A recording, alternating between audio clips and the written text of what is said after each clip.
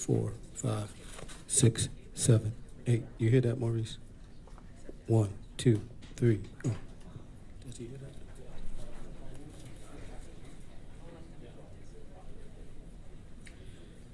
Tabletop media mic check. 1, 2, 3, 4, 5. It's coming through.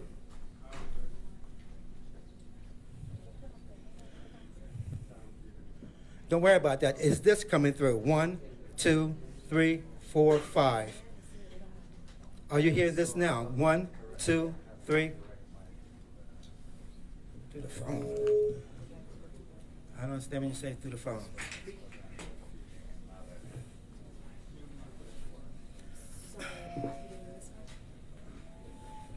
You're the audio guys. Tell us what.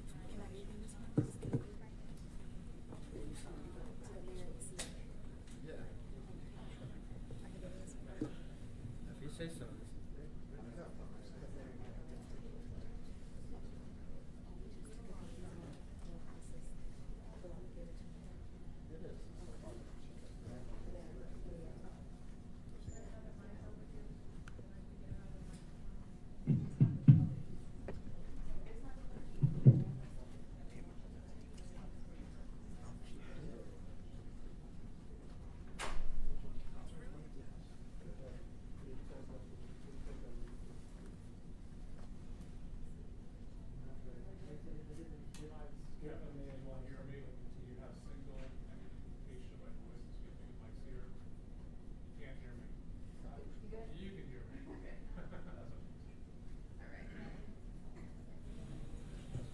Can you hear me now?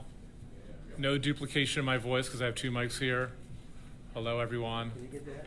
Okay. Great looking You'll group get here. that, yes? Okay, thumbs up. Sure.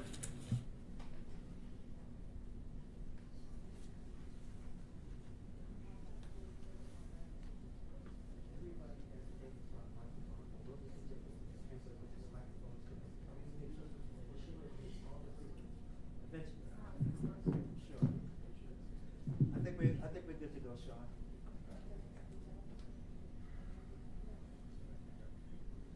That's fine. That's a good test.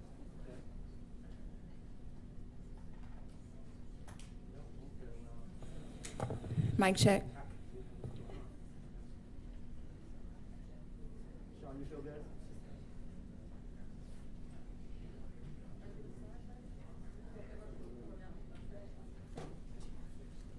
All cell phones gonna make a noise, please silence them, please.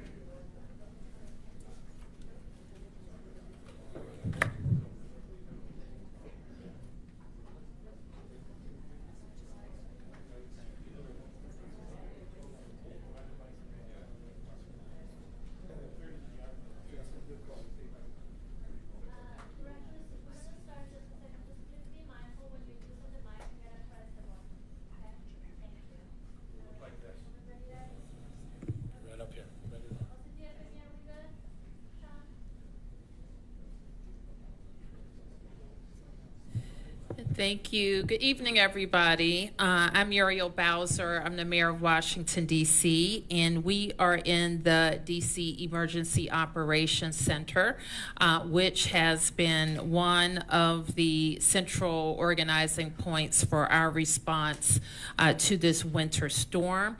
I am joined by members of my senior team and the D.C. snow team, and you will hear from them throughout.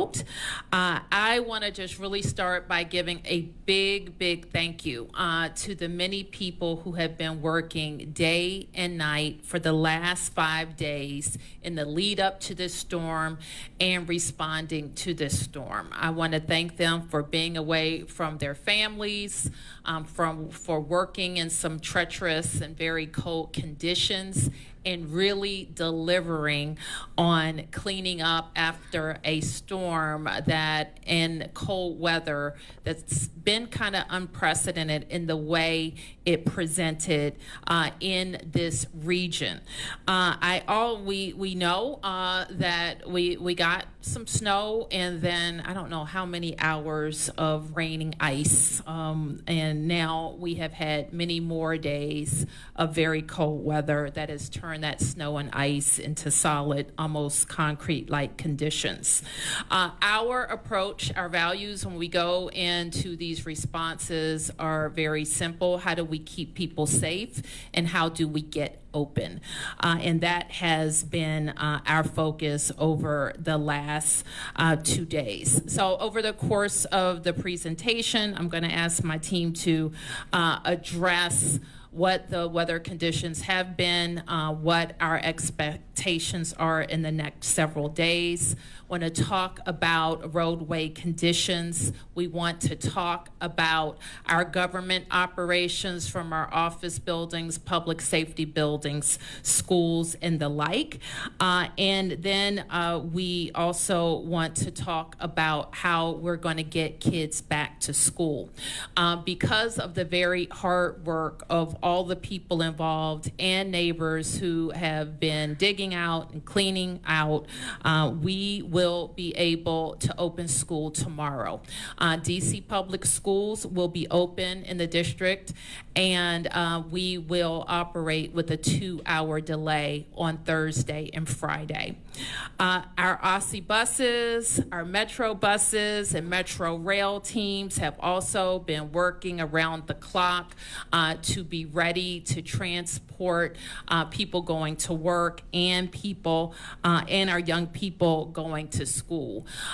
We will continue to keep everyone updated of any modifications we need to make to our government operations, but we were able to open the government on Tuesday, and we had some modified operations, but a big thank you to DGS and teams at DPR who were able to get our facilities ready for our employees and our residents who need direct city services. So with that, I'm going to turn it over to Clint Osborne, who is our director of HCMA, and Clint is going to give an update, and we'll also be able to get some readouts from our government leaders on the snow team. Clint.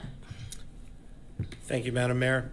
I first want to talk a little bit about why this storm was so exceptional and also in many ways exceptionally dangerous.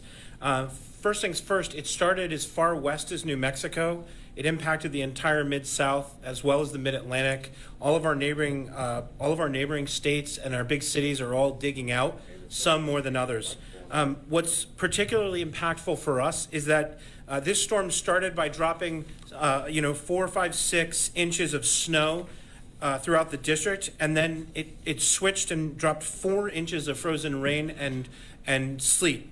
And what that really meant is that we had snow covered in a very thick layer of ice. Those layers of ice and snow have quickly turned into what we call snowcrete. It's a dense, icy, and complicated, compacted layer. It makes it both difficult to traverse, to walk across. It also makes it difficult to remove. Our snow team can talk a little bit more about how that has impacted our operations. We have a second risk here, and that is that we are in an extreme cold spell that is one of the longest that we've had in quite a long time. The current forecast is for 10 days of projected temperatures where the high is at or below 32 degrees, frequently in the 20s, and our lows will get into the negatives, as low as -3 or 4 several days this week at the 7 o'clock hour a.m. This is going to be one of the top 5 longest running cold streaks on record, and that is a dangerous thing for our community. Some models suggest that the streak of freezing days could go as far as February 3rd and 4th. And if it reaches February 4th, it would be the longest streak that we've had since February of 1895 and February of 1936. And I think it's really critical to understand that we're managing for both of these risks to our community at the same time, and both of those risks have had an impact on our operations. We will, as I said, we'll continue to see cold temperatures all week. It's going to stay cold. It's going to be extremely cold at night. We're also continuing to monitor, as many of you probably are aware, the potential for snow this weekend. We're working closely with National Weather Service, who is here with us in the building today. They are not confident in it, but if the storm does boom, it could leave us up to 4 additional inches of snow. We will continue to monitor that closely in the days ahead. And with that, I'd like to turn it over to Director Anthony Crispino from our snow team to talk about our operation status. Thanks, Director. So since the end of snowfall, the men and women of the Department of Transportation and the Department of Public Works, who combined make up the DC Snow Team, have been working 24/7 to address the snowfall that the district received. We have been out, our men and women have been working tirelessly to clear the 4,416 road miles in the district. And I can report that while it is very challenging based on the conditions that were just described, the extreme low temperatures at night coupled with the ice that was deposited as the storm left the system, as of today, the snow team has gotten the district roads 85 to 90% navigable by car. That said, we know that there is still work to do. We are sending out QC teams and working with 311 to identify areas of service calls so that we can focus our resources. And we will, in the coming days, be focusing on those particular areas that have proved very problematic given the low temperatures and the inability to move the snow by plow. We are going to, as indicated on the slide, we're going to start moving in new heavy machinery on some of the more problematic streets to break up the hard pack or the snowcrete, and then get it out of the way so that it's passable, with the goal of making sure that everybody can navigate the streets safely. In addition to the municipal services that are already out in the streets and have been all week, we have brought in additional equipment to address the snow that, unlike storms of the past, would melt after a few days. The snowfall has lingered in large piles. I think everybody's seen them. So we brought on 3 contractors, and we're using heavy machinery throughout the district to scoop and haul the materials and then take it over to RFK, where we have a snow field developing for storage. I'll turn it over to Director Kirschbaum to give a little bit more detail about the scoop and haul operations and where we've been focusing. Great. Thanks, Director. And I'll tell you, this is a different kind of deployment. Normally, we very much focus on moving the snow, and then Mother Nature gives us a break, and within 2 or 3 days, it's gone. But the snow has not been going anywhere. So the hauling operation is going to be our new focus. It started last night. We began in the downtown core throughout a number of highly pedestrianized areas. Starting actually on Tuesday, we began clearing the freeways and the bridges, 395, 295, all of the ramps, and that's going to continue on for the next few days. I know there are some traffic disruptions. We do have to have some caravans that are involved in the hauling, so be patient. We're going to try to clear out as quickly as we can, but this operation does take up a significant amount of space. Starting starting tonight, we're going to be hitting Connecticut Avenue, Wisconsin Avenue, 16th and Georgia Avenue. And again, we'll be clearing out all of the snow that's been in piles in the curb cuts. We know that even if the streets are cleared, it's really been challenging for pedestrians because they just can't clear the streets. So getting the snow out is critical. And I think you're going to start to see over the next few days big changes. We're hopefully going to be able to end the no parking on snow emergency so that cars that are on the smaller streets can move out there, and then we can really get a little more of the snow along the curbs on the residential roads as well. But thank you for your patience. This has been a haul. This has been far more challenging than snowstorms we've seen in the past few months. And do want to just commend our amazing snow team. It's been grueling. The people that are doing this work, we've got engineers, we've got traffic control officers. They're all being deployed to do this, and just really grateful for their energy and great work. Delano, Director Hunter, would you provide a update on DGS's work around government facilities? And let me also announce that DC government will continue to operate on a 10 a.m. opening tomorrow. Thank you, Mayor Bowser. I'd like to thank you for your support and also my colleagues around the table for your collaboration during this storm and in the aftermath. The Department of General Services has purview over the approximately 450 government-owned properties throughout the district. And as of today, 98% of those properties are cleared and ready to open, and we'll get to 100% overnight. And of those 450 properties, approximately 130 are schools. And with schools, we're approaching the high 90 clearance rate. And we'll do around-the-clock QA/QC with our team, DCPS leadership, and also the MOKers to ensure that if we miss the spot, we'll go back tonight.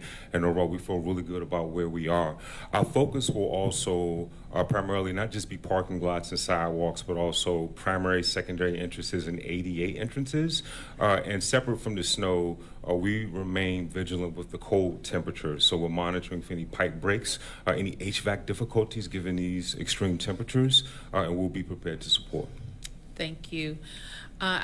Randy, would you provide an update from Metro? And it is very important. Frequently people ask, like, what are some of the things that you look to in making opening decisions?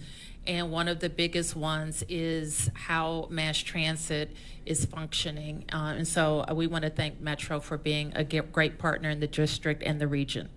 Great. Well, thank you, Mayor. I always appreciate having me here, and just the collaboration with you and the DC government is fantastic, and we appreciate all the partnerships. So, I want to thank first of all, I join with the mayor and just really recognize thousands of Metro employees that for the last 5 days have been working 12 to 15-hour shifts. We've had people up in hotels, people commuting all across our region, just through sometimes treacherous conditions to serve this community. And I just want to always tip my hat. I've been out with them today, last few days, and they're just working really hard. Also want to again double down and thank especially our DPW, DDOT, and then quite frankly VDOT, MDOT, all of our regional partners. This is a team sport, and none of us can do it together by ourselves. So just really want to acknowledge that. And then lastly, thank our customers. It's been a challenging time, just like you all with your residents of DC, of which I am one. And I'm good, by the way. No complaints from this. I just want to make clear. And we know that it hasn't been perfect out there, but we are working really hard as a team, and just thank our customers for patience. So I just got a text. The good thing is we continue to open bus routes.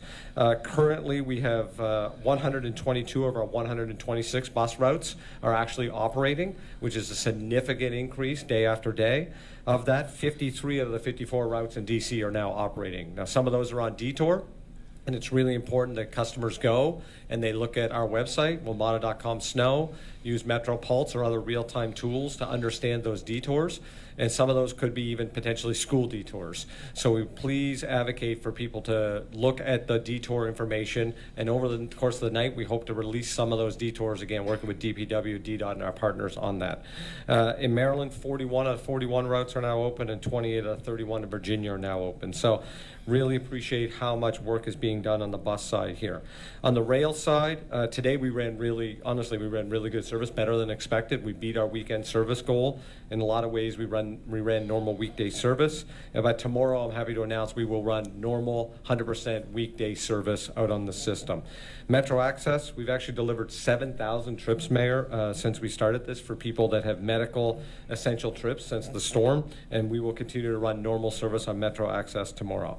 Want to highlight, since the storm on Sunday, we believe by close of business today, we've actually will have transported 1 million customers since the storm on Sunday. Even on Sunday, we had almost 70,000 people out on the system. So I think it really shows the value of Metro continuing to move the region, even when it's very impassable conditions out there. Want to hit the bus stops. That is the number one concern to really call out. I know Sharon's been getting a lot of phone calls. Mayor, I really appreciate you and I have been talking a lot. Kevin, working on these bus stops. We have our teams out deployed in the city, being a partner on that. I know we have about 800 stops now cleared, and we'll be working overnight as well. All the priority ones are done, and we will be doing QA/QC as well, and then we'll continue to go back. All Metro stations, I've been out to a lot of them, should be cleared and we believe safe and ready for operation. And we're going to continue to work and help our partners with sidewalks and things of that nature. So I think, Mayor, that takes it all. Again, I just want to really reiterate, WMATA.com snow, Metro Pulse, anytime, and Metro Alert. So please follow real-time information, especially on potential detours, especially probably early in the morning. So thank you again for having me and all the partnership. And thank you for the continued partnership. I know DDOT and Metro are out cleaning Metro stop shelters and bus stops, which is hugely important. And Chancellor, I know that you've had the opportunity to get around to a lot of the schools, and I want to turn to you. Thank you, Mayor. I want to say to all our families, student and staff safety is always paramount. We've been assessing the conditions around the district to ensure that we're able to open successfully. Those are decisions that we take very seriously in our assessment of weather conditions, travel safety, and also campus readiness. Again, I want to shout out to all of my colleagues who've been working hard. Thank you, Mayor, for your leadership to ensure that, one, we were able to have a successful effort around preparing our campuses, but also adjacent side streets as well. Feel very confident in all the assessments that we've done over the past 3 days to ensure that our campuses are ready. Reminder, though, to families that it still will be cold tomorrow morning, so we want everybody to dress for the weather. We will also ensure that there's proper supervision on our campuses and ready to receive students. And then again, reminder that we will be on a 2-hour delay for tomorrow and also on Friday. Also want to reiterate the information Randy said about Metro Transit. We want all of our families to watch carefully for any updates around detours for bus transportation for tomorrow morning. Thank you. Okay, thank you. Now I want to turn to a few other more cold weather updates, and I'm going to ask Rachel, Rachel Joseph, our director of DHS, to talk about how we're supporting vulnerable residents. Thank you, Mayor.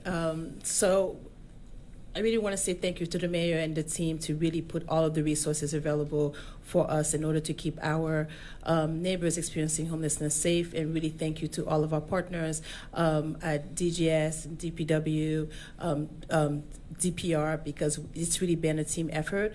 We have over close to 1,700 beds activated for neighbors experiencing homelessness. We've been able to get an additional 100 neighbors inside since the beginning of the snow. We are happy that we currently do not have any reported code-related injuries in our homelessness population. We continue to provide outreach every day for our neighbors who continue to choose to stay inside, continue to encourage them to come in, but we bring the resources to them when they choose not to come in. Our shelter hotline continue to operate 24/7, and we've been providing transportation to shelter for all of our neighbors who request a shelter bed. The message is still the same. We have beds available for anybody who wants it. So anybody who's still outside who requires shelter, please call the shelter hotline at 202-399-7093, 202-399-7093, and we will provide the transportation to pick up our neighbors. Thank you. Okay. Thank you. Deputy Mayor Pia, would you give a brief out on our other facilities?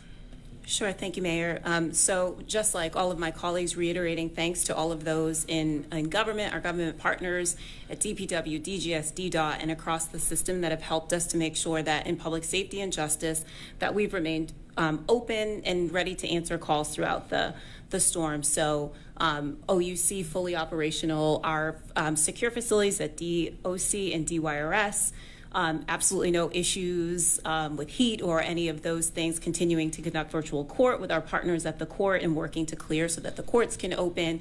And of course, MPD and Fire EMS who have been out answering calls. And so we encourage, what we would say is we are seeing our residents using 311, both the app and calling, and we encourage you to continue to do that, and we will be working with our partners to address those calls, and like Director Crispino said, to help us to really be doing some of our QA/QC on the quality of our roads, and I think that's it. Yeah.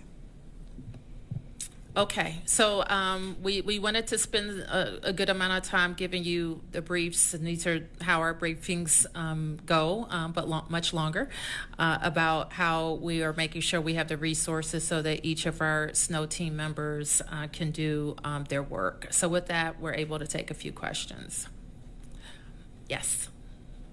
I think a lot of people have questions as well about trash removal plans, as well as about alleys, which perhaps go hand in hand, and a lot of cars are still trapped in alleys and things like that. So what is the strategy going forward?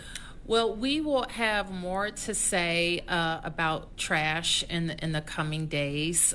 We missed the first trash because all snow operations all DPW operations have been focused on snow. So it was on Monday, and those are the super can routes.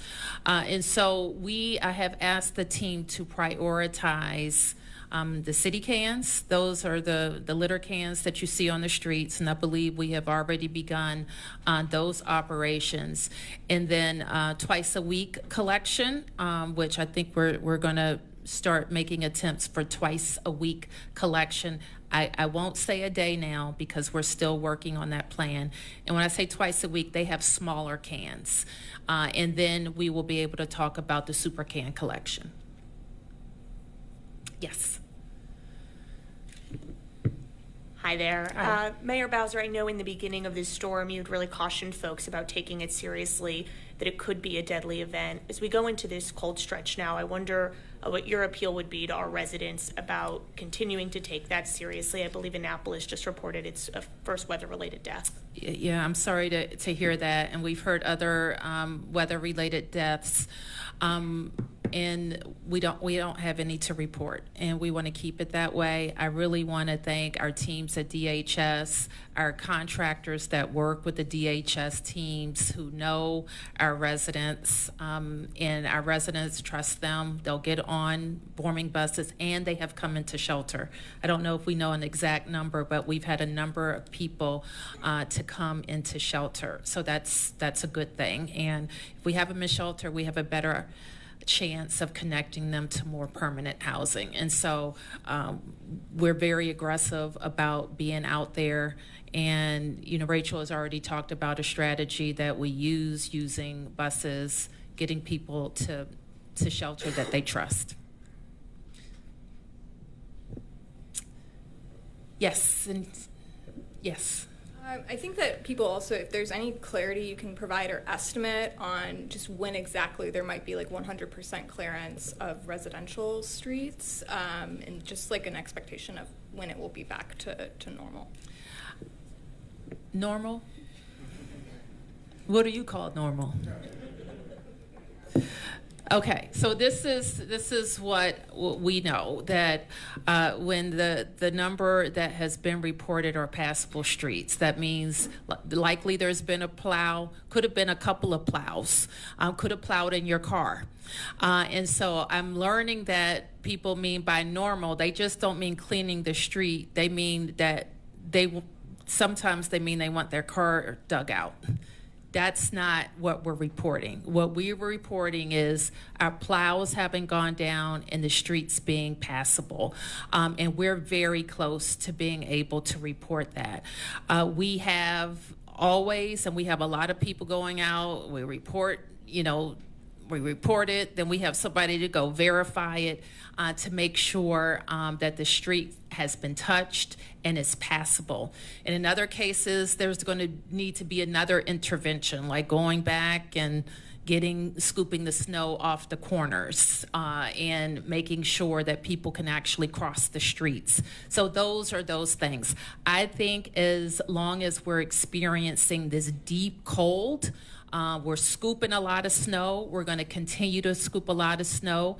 And as we have that snow off the streets, I think it's going to look more normal in terms of walking. We do need people to continue to focus on their sidewalks, businesses and residents to continue to focus on their sidewalks. To some of the people who have felt this frustration or wanted it done faster, or maybe have wanted more communication, like what is your response just to the general, some just dissatisfaction? And is there anything that, just looking at the response so far, that you think could have gone differently or that might inform? Well, after every big event, we do a deep dive to see how we could have responded better, and I'm sure we're going to learn some things from this response as well. I've responded to a lot of snowstorms, and people around the table have seen more this kind of combination of snow, I call it like ice rain, cold. I'm not really sure that we have seen that combination like that. So I think some adjustments that we made early on are paying off, especially moving to a scooping operation, which is making it, I know it's going to make it a lot easier for people to walk and to get to the bus stops, just moving the snow. And I think this is what I know. Whatever call we make about school, somebody's mad. And so we just have to use our best judgment once we are able to clear our facilities, once people are able to use the bus to get to work and to get to school, to get open. And that's where we are. Yep. Oh, you too got the whole show to yourself. Mayor Bowser, can you speak a little bit more on the decision to suspend those fines for sidewalks, particularly in light of the fact that kids are going to be going back to school tomorrow and have to walk to the bus stop? Yeah, we will revisit that as conditions improve. I mean, if you think people are frustrated now, give them a ticket for snowcrete they can't move. And so we want people to move it. Pay somebody if you can. Chip at it yourself if you can. But this is not a permanent suspension, and we will revisit it at the appropriate time. All right, everybody, stay safe. Thank you.